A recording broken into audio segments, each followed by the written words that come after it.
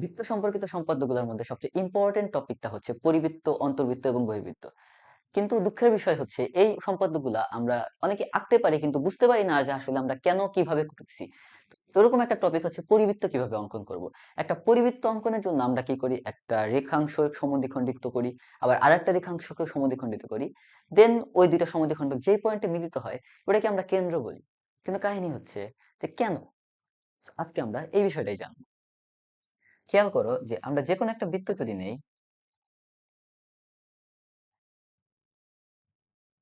এই বৃত্তের মাঝে একটা ত্রিভুজ থাকবে। সো ত্রিভুজটা কেমনে যাবে?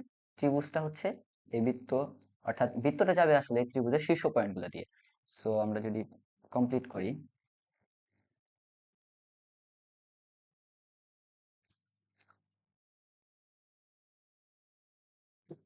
সো এবিসি যদি আমার একটা ত্রিভুজ হয়, ধরো এটা হচ্ছে এ পয়েন্ট, সো এটা হচ্ছে আমার এ পয়েন্ট, এটা হচ্ছে আমার বি পয়েন্ট, এটা হচ্ছে আমার সি পয়েন্ট। সো এবিসি ত্রিভুজের শীর্ষ পয়েন্টগুলো দিয়ে একটা বৃত্ত গেছে, দ্যাট মিন্স এবিসি ত্রিভুজের এটা আসলে একটা পরিবৃত্ত।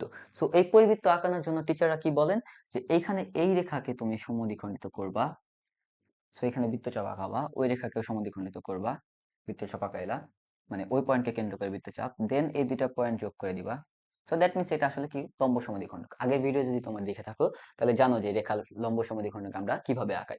সেম এসি কেও সমদ্বিখণ্ডিত করতে হবে, সো এসি কেও আমরা সমদ্বিখণ্ডিত করে দিলাম। সো এই দুইটা যে পয়েন্টে মিলিত হবে ওটা কি আমরা বলতেছি যে এই বৃত্তের কেন্দ্র, এটা কেন্দ্র। আর এ তো আমাদের বৃত্তের উপর যে কোনো একটা পয়েন্ট। সো এটা হচ্ছে ব্যাসার্ধ আর। সো ওকে কেন্দ্র এবং এ কে ব্যাসার্ধ নিয়ে আমরা বৃত্ত আঁকাই। কিন্তু কথা হচ্ছে বৃত্তচাপটা কেন আঁকলাম?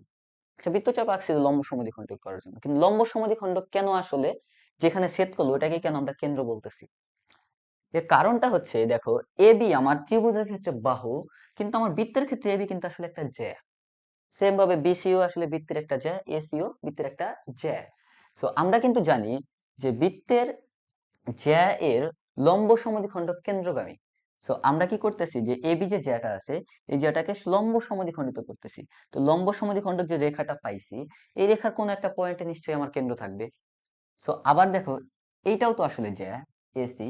সো এই জ্যাটাকে আমরা লম্ব সমদ্বিখণ্ডিত করতেছি। তো এই রেখারও কোন একটা পয়েন্টে নিশ্চয়ই কেন্দ্র থাকবে।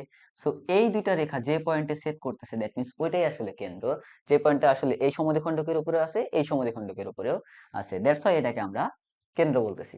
সো আশা করি ভাইরা তোমরা এটা বুঝতে পারছো যে কেন আমরা লম্ব সমদ্বিখণ্ডক আঁকি।